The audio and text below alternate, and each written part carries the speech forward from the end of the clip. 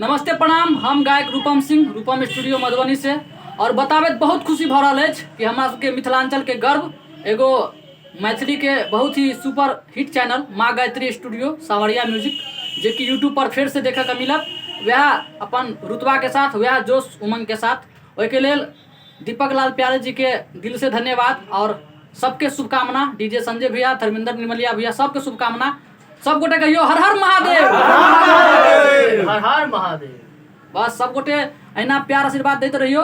हम सब अपना दिल से दुआ करे छी कि जहिना पहले उनकर गाना सबके धूम मचल रहे वहिना फिर से मचे और हम सब उनका सबके सपोर्ट में अहिना वीडियो बनाबी आ उन सब आशीर्वाद प्यार दी।